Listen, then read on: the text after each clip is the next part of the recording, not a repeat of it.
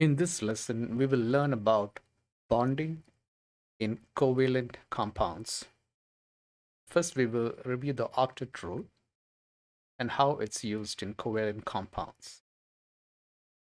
Nonmetals usually share electrons with other nonmetals to form stable covalent bonds by sharing of electrons. By sharing, they achieve stability or form a stable octet. However, we also have covalent molecules which do not obey the octet rule. We call them the non-octet molecules. Following the rules of writing Lewis dot diagrams, we will show that molecules can exist in nature in a stable form even for those molecules that do not follow the octet rule. So in this lesson, we will be looking at both molecules that follow octet rule and those that do not follow octet rule. We will not be using the orbital concept to explain bonding in this lesson. First, we will look at the rules to draw the Lewis dot diagrams for covalent bonds in molecular compounds. The first rule is add up all the valence electrons for all of the atoms in the compounds or polyatomic ions. Put the elements symbol for the atom with the highest combining capacity in the middle, and then place the symbols for all the other atoms around the central atom equally spaced apart. That's rule number 2. Draw one covalent bond line from your central atom to each of the outer atoms. A single line would represent 2 electrons, and it's also called a bond line. It can be used in Lewis dot diagrams instead of the pair of electrons that we normally use to represent a bond. Subtract those electrons from your valence total. Complete the octet around all the outer atoms with electron dots except hydrogen, because you can only have 2 electrons maximum in hydrogen. So once it shares, it's already satisfied. Any leftover electrons from the valence total are put on the central atom. If the central atom still doesn't have an octet, we will change the lone pair such that it can form double bonds or triple bonds. Let's take CH4 or methane as an example, and we want to apply the first rule, which is add up all the valence electrons for the atoms in the compound or polyatomic ion. So here we have carbon. Carbon forms 4 bonds since it belongs to group 14 and has a valency of 4. So that is carbon, which is capable of forming 4 bonds. Therefore, that's going to be the central atom. The atomic number of carbon is 6, belongs to group 14, so has 4 valence electrons.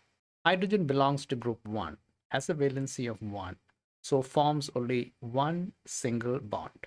As we already know, hydrogen belongs to group 1, therefore it has 1 valence electron. Total number of electrons in methane can be calculated like this. Carbon has 4 valence electron, hydrogen has 1 valence electron. So 4 from carbon, the 4 valence electrons from carbon, and we take 4 hydrogens. Each hydrogen has 1 electron. So 4 times 1 makes it 4. So the total number of electrons in methane would be 8 after the bonding process. Let's illustrate it now. What was said on this page can be represented like this. Count the electrons around carbon. Carbon has 4 dots. Hydrogen has 1 dot. 4 hydrogens makes it 4 dots, which are 4 electrons. So totally it's going to be 8 dots or 8 electrons. Rule 1, add up all the valence electrons for all the atoms in the compound. Carbon has 4 electrons in the valence shell. Therefore, we'll count it as 4. Hydrogen atomic number 1, 1 proton, 1 electron, and 1 electron in the valence shell. And since there are 4 hydrogens, we're going to multiply it by 4. So totally, we will have 4 plus 1 into 4, 8 electrons in methane. So that's what we mean by saying total all the electrons that are present in a molecule, both in the central atom and in the periphery. Again, let's reassess it and distribute it so that we can see the shape of the molecule. So this is what we already drew it. Now we're going to rearrange it to apply rule number 2. So now carbon is a central atom. We took the hydrogens and distributed it around carbon, and 4 single bonds were formed by the contribution of 1 electron from carbon and 1 electron from hydrogen. 2 dots represent a single bond. So there are 4 bonds surrounding carbon, and this is what we mean by rule number 2. Now we can also see how this can be rearranged in space so that the repulsion between the electrons can be minimized. This diagram is drawn on a 2-dimensional area. In reality, molecules do exist in space in 3 dimensions. We have to keep that in mind every time we are drawing molecular compounds which contain covalent bonds. Now we're going to change the dots into lines. That's what we're going to do next for methane. Before doing that, we should make sure that we have the right number of electrons around the central atom. Carbon has 8 electrons, so it is satisfied. The octet is fulfilled. Hydrogen can have a maximum of 2 electrons, and hydrogen is satisfied too by sharing. So all of the hydrogens have 2 electrons each in the outer shell. Once the sharing takes place, doesn't matter where the electron comes from, both electrons belong to both atoms. So we say the hydrogen has 2 electrons and a duet is satisfied because the maximum number of electrons that can be accommodated in the first shell is 2 electrons. So we have methane here, and we are going to change the dots into lines. So that is the second way for representing a Lewis diagram. The bonds that are formed by sharing can be replaced by lines. We will call them bond pair of electrons. And if the electrons are not bonded, we call them lone pairs. So we're going to change this diagram using lines which would represent bond pairs. So now you have 4 bonds between carbon and hydrogen. Each of those lines represent 2 electrons, and it's called a bond pair because they are formed by sharing of electrons to form a covalent bond. Here the bond angle between hydrogen, carbon and hydrogen is 109.5 degrees, and the shape is referred to as a tetrahedral shape. If you consider this molecule existing in 3 dimensions, then we have to look at the spatial arrangement of the hydrogen atom. Normally we see that this molecule, if you place it in an object called a tetrahedra, where we have 4 corners, a solid object, place carbon inside, the 4 hydrogens will be at the 4 corners of the tetrahedra, and therefore this molecule is referred to as a tetrahedral molecule. And we can explain this using what we call the valence shell electron pair repulsion theory.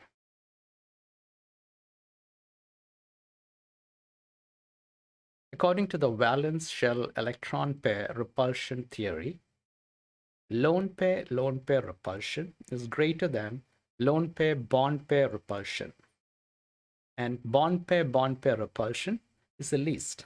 In methane, we have 4 carbon-hydrogen bonds, and they are all bond pair repulsion. So the repulsions are equal, so it will be symmetrically placed in space so that the repulsion can be minimized, and when that happens, the shape that it forms would be tetrahedral. In CH4, we have 4 bonds. In the single bond, there are 2 electrons coming from 2 different atoms. Therefore, this forms a bond pair. If there are a pair of electrons that are not bonded, it is called a lone pair. In CH4, there are 4 bonds and are similar, or there are only bond pair electrons. So the electrons in the 4 bonds repel each other with the same force, forming a symmetrical structure. The 4 hydrogen atoms are distributed in space to the 4 corners of a tetrahedra. Hence the molecule is called tetrahedral with a bond angle of 109.5 degrees. This is what we mean by the bond angle. Hydrogen carbon hydrogen bond angle is 109.5 degrees. It's the same for all hydrogen carbon hydrogen. That's what I mean by saying it's a symmetrical structure where the bond angles are similar, bond lengths are similar, and forms this unique shape which we call tetrahedral.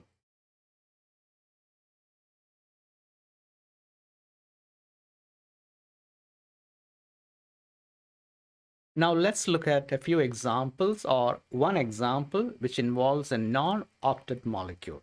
And we will draw the Lewis dot diagram and explain the bonding for a non-octet molecule. All elements in the periodic table do not obey the octet rule. Here are some rules to help you draw the Lewis dot diagrams for non-octet Lewis diagrams. The rules are exactly the same that we applied for methane. Here you will see that there is a small variation in terms of the number of electrons that forms bonds with the central atom. It need not be 8 electrons. It could be 4 electrons, 6 electrons, 10 electrons, or 12 electrons, as the case may be.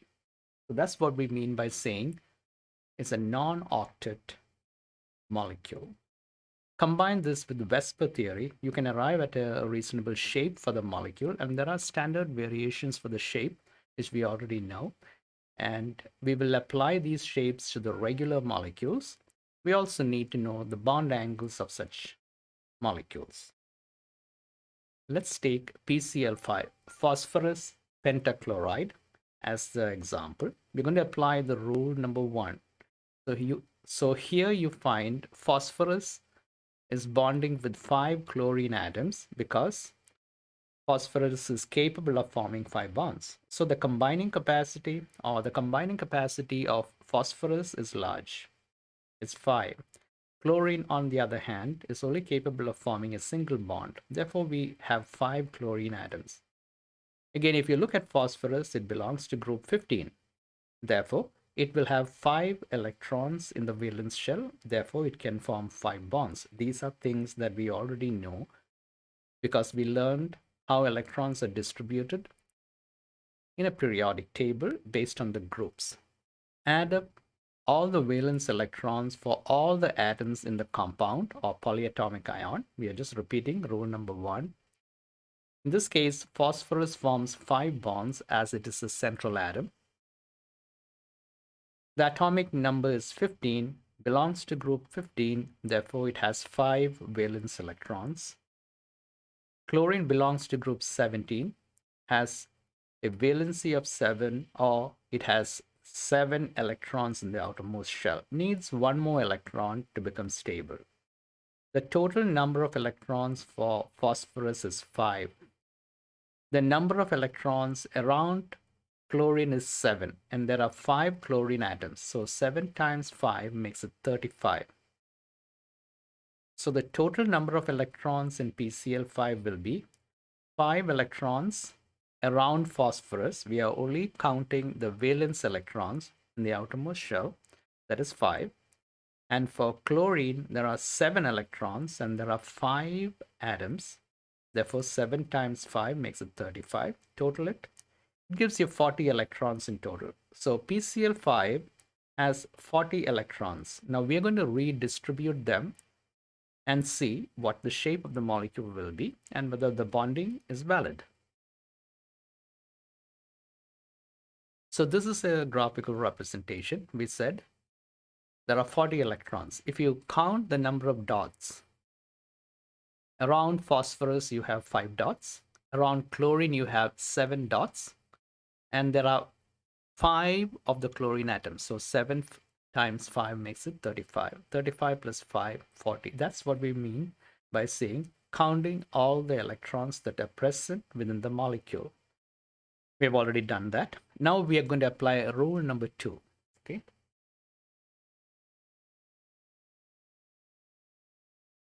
Rule number 2 says put the element symbol for the atom with the highest combining capacity in the middle, and then place the symbol for all other atoms around the central atom, equally spaced apart. So we have phosphorus in the middle. It had 5 electrons. It shared its 5 electrons with 5 chlorine atoms and formed 5 bond pairs of electrons around phosphorus. So phosphorus is now having 10 electrons around it after sharing of electrons or after bonding. So it's not 8, it's violating the octet rule. Therefore, it's a non-octet molecule. Again, if you look at phosphorus, after bonding, it has 10 electrons surrounding it. Each chlorine atom has 6 lone pairs. We are not counting the bond pairs because it has already been counted along with phosphorus. There are 6 electrons around chlorine. 6 5s 30. 30 plus 10 makes it 40. So the 40 electrons that are present in PCl5, now we know how they are distributed. 10 electrons are distributed around phosphorus. I have replaced the dots with lines. So each line represents a bond pair. So 2 5s 10, we have 10 electrons. The remaining electrons are not bonded, so they are lone pairs. We have 6 pairs of electrons around each chlorine. Therefore, 6 times 5 makes it 30. 30 plus 10 makes it 40. So we have accounted for the 40 electrons we counted at the beginning of bonding. Shape of this molecule is referred to as trigonal bipyramidal. If you look at the central portion of the molecule, there are 3 atoms that are joined together, which would represent a triangle. Or we can place the 3 chlorine atoms in an equilateral triangle. The bond angle would be 120 degrees. Then you have 2 chlorine atoms, one attaching itself to the equilateral triangle from top and one from bottom. That would make a 90 degrees. So the bond angles are 120 degrees in the equatorial plane. We call it the equatorial plane. That's the equilateral triangle. In the center, you have phosphorus. 3 corners, you have chlorine. Again, the 2 chlorine atoms, one attached on the equilateral triangle and one from the bottom, would make 90 degrees. They're called axial bonds. So 2 kinds of bonds are present in this trigonal bipyramidal molecule, which is the shape of PCl5. So if you have 5 bonds and no lone pairs, then it's a regular shape. We call it trigonal bipyramidal.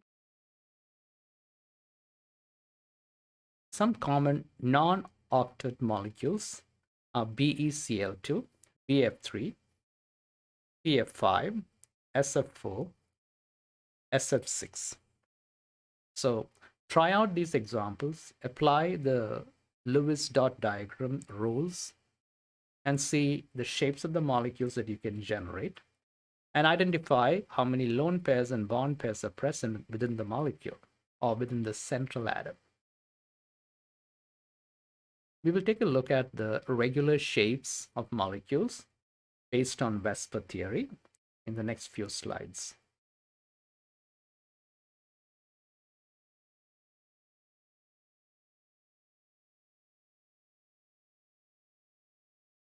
Any molecule similar to BeCl2, we can call it AX2. Central atom is A, and X is the element that is bonded to the central atom. The bonding capacity of A would be 2, just like in BeCl2. Shape is linear. Bond angle is going to be 180 degrees. Second molecule is BF3, similar to BF3, AX3. The shape is called trigonal planar. Bond angle is 120 degrees. CH4, methane. This is a regular shape. Tetrahedral, bond angle is 109.5 degrees. PCl5, again, trigonal bipyramidal. AX5 is a generic name for the formula. Bond angle is 120 and 90 degrees. 120 is the equatorial plane and the other is axial. SF6 is octahedral and the bond angle is 90 degrees. These are the regular standard shapes. Now try predicting the shapes of molecules using the rules that are given to you. You should be able to do that for neutral molecules, ions, polyatomic ions, and all of these. using these rules. It takes a little bit of practice to write the Lewis dot diagram for molecules that you're not familiar with. So practice the examples that were given to you. That's it for now.